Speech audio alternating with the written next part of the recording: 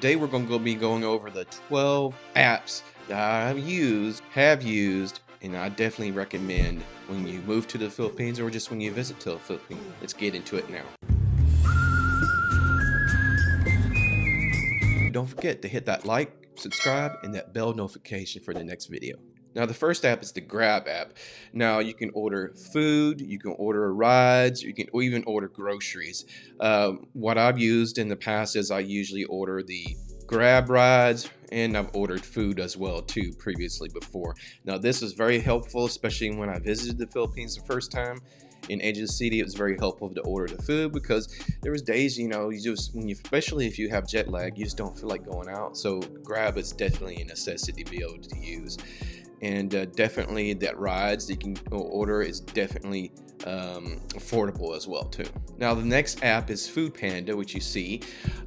Basically this app is kind of like Grab app. I use it to order food. It's very helpful. This is an option too that you can use to order food if you just have that jet lag when you first get here, or just in general you just want to try something different. Let's just see how their service is. You might like Food Panda better than you do actual Grab. Now the next app, as you see, is Flight Tracker. Now I use this app a lot, especially when I'm flying from America to the Philippines. I use this app to be able to make sure I don't miss my flights, because if you use your regular airline, which we'll talk in a little bit, you can use Flight Tracker. Sometimes Flight Tracker lets you know a little bit sooner than you can find out as far as what gate you want to go to. Also too, when they're boarding the plane, I've been where my airline didn't notify me on the app, but this app, Flight Tracker, let me know that the plane was being boarded. That way I don't miss the plane as well too. So that's a recommended option. So the next app is going to be Google Maps. Now I recommend to use this if you're trying to find where you're located at from where your Airbnb or hotel is. I definitely recommend to use it to be able to download the map of the vicinity, like for example Asia City. That way if you don't have a signal, you can track where your hotel is and etc., and all the places that you saved on there, like restaurants and all the cool places you want to go to. The next app I recommend is Airbnb. I definitely recommend using it if you're just visiting the Philippines, because you have your own privacy and you have your own internet that you're using as far as Wi-Fi. And also recommend it if you want to move to the Philippines and you just need a place to stay for a month or a couple months as well too. Definitely necessity when you visit the Philippines. So the next app I recommend is using your airline app. Definitely you can be able to track your luggage with that airline. You can track what your flight is getting on, especially if you have a flight, your connecting flight or anything like that. So the next app I recommend is Airlo. I hope I pronounced that correctly.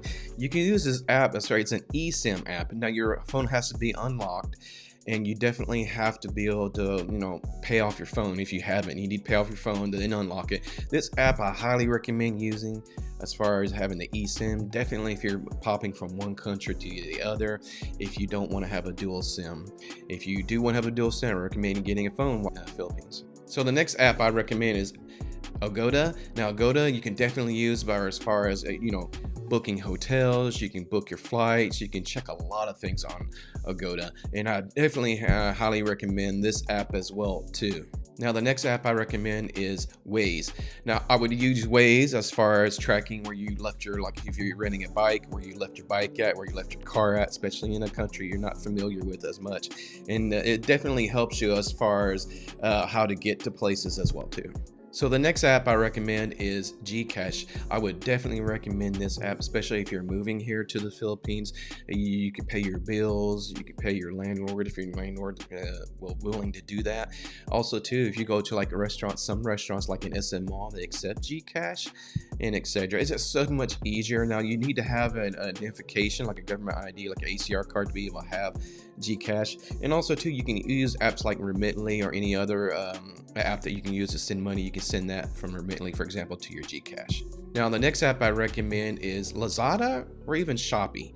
Lazada is like the Amazon of the Philippines. I definitely recommend that, definitely if you want to order products or anything like that and have it shipped to your house. Now the next app I recommend is a currency converter. Definitely if you're trying to figure out how much American dollars, for example, is from the pesos. So it's a definitely needed app. So let's talk about the dating apps. So the dating apps that you can use is Tinder. A lot of guys I talk to, they like Tinder. You can use Bumble, another app. You can use Filipino Cupid, but a lot of guys have had success with OkCupid. They use that as well too.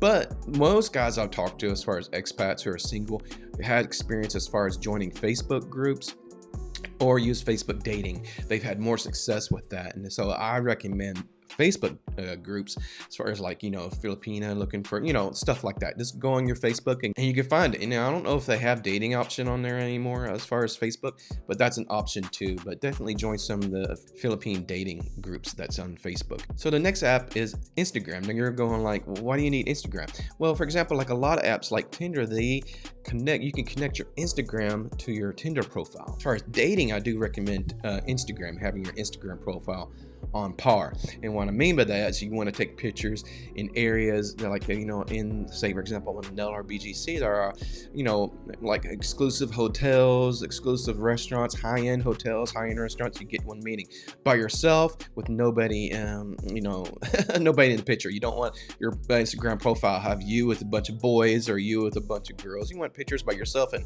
high exclusive, high-end places, and they'll know it's there. Now, I'm not saying you want to attract those type of Filipinos, if you say, but you need to have your Instagram profile on there. You need to have 9 to 12 pictures on there that's high-end places.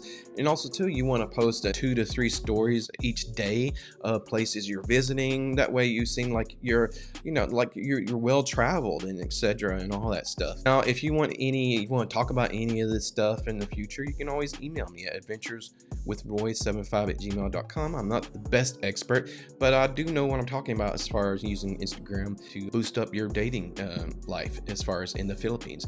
And so that's pretty much the 12 apps plus some of the dating apps. And also too, please hit that like, subscribe, and that bell notification, and peace out.